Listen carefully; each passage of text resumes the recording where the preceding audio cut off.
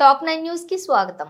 ఈ రోజు 12వ వార్డులోని ప్రజాపాలన తెలంగాణ ముఖ్యమంత్రి రేవంత్ రెడ్డి ప్రవేశపెట్టిన ప్రజాపాలన 4 గ్యారెంటీలతోటి అచ్చంపేట ఎమ్మెల్యే డాక్టర్ చిక్కుడు వంశీకృష్ణ సార్ ఆదేశాల మేరకు మారుతినగర్ 12వ వార్డులో ప్రజాపాలన జరిగింది. ఈ కార్యక్రమానికి ముఖ్య అతిథులుగా విచ్చేసిన పురపాలక చైర్మన్ శ్రీనివాసులు, గ్రంథాలయ చైర్మన్ పెద్దలు రాజేందర్, వ్యవసాయ market chairman Rajitha Mallesh, cooption number Shamim, కౌన్సిలర్లు ఖజాబీ, ఐఎన్టీసీ తాలూకా అధ్యక్షులు మెహబూబ్ అలీ, సీనియర్ కాంగ్రెస్ నాయకులు ఎండి మక్బూల్, ఇందిరమ్మ కమిటీ అధ్యక్షులు ఆరిఫ్, శేఖర్, శ్రీనివాసులు, శ్రీను, రమేష్ గౌడ్, నరేష్, రాజు, శ్రీను, మహిళా అధ్యక్షురాలు సుశీల, పంచాయతీ సెక్రటరీ కృష్ణవేణి, కాంగ్రెస్ సీనియర్ నాయకురాలు లక్ష్మి పాల్గొన్నారు.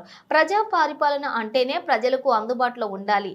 ప్రతి ఒక్కరికి రేషన్ కార్డు లేని వారికి రేషన్ కార్డులు ఇచ్చే విధంగా ప్రతి కాంగ్రెస్ కార్యకర్త పనిచేయాలి. ఇల్లు లేని నిరుపేదలందరికీ కూడా ఇండ్లు ఇప్పించే విధంగా చర్యలు చేపట్టాలి. ఇది ప్రజా పరిపాలన, ఇందిరమ్మ పరిపాలన. కాబట్టి ఏ పార్టీలో ఉన్నా పర్వాలేదు, టీఆర్ఎస్ అయినా, బీజేపీ అయినా, సిపిఎం అయినా, ఇంకే పార్టీలో ఉన్నా కానీ పేదవారిని గుర్తించి పార్టీలను చూడకుండా గత ప్రభుత్వం పార్టీలను చూసింది. ఆ విధంగా మనం చూడకూడదు. మనము నిరుపేదల పక్షాన నిలబడాలి, నిరుపేదలకు అండగా నిలవాలి, నిరుపేదలకు న్యాయం జరగాలి.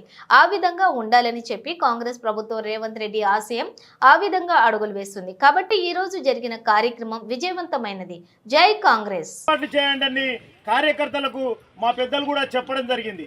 ఆ విధంగా 12వ వార్డులో ఈ రోజు ఇక్కడ ప్రోగ్రాం పెట్టారు కాబట్టి ప్రతి ఒక్కరు కూడా ఎవ్వరు కూడా మాకు ఇది రాలేదు అది రాలేదని నిజానంగా ఓపికతోటి, ఇది నిత్యం ప్రక్రియ, ఈ రోజు అయిపోతే ఇంకా అయిపోతుందని అనుకోకండి.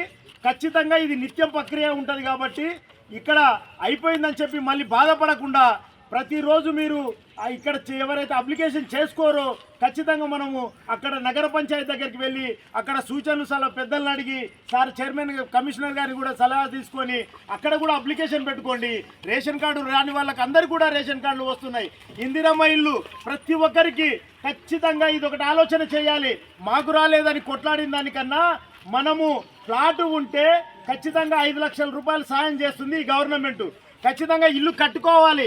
మరి ఇల్లు కట్టుకోకుండా మనం డబ్బులు తీసుకుంటామంటే వాళ్ళు ఇవ్వలేదని చెప్పి మనం దయచేసి ఫైటింగ్ చేయకండి. ఖచ్చితంగా కట్టుకుంటే మనకు ఉడత భక్తి గల ఖచ్చితంగా 5 లక్షల రూపాయలు మనకి ఇస్తుంది. కాబట్టి ఈ కాంగ్రెస్ పార్టీ గవర్నమెంట్కు అందరం కూడా రుణపడి ఉండాలి. ఈ అవకాశం ఇచ్చినటువంటి పెద్దలకు అందరికీ కూడా ధన్యవాదాలు తెలుపుతూ ఇంతతో ముగిస్తాను.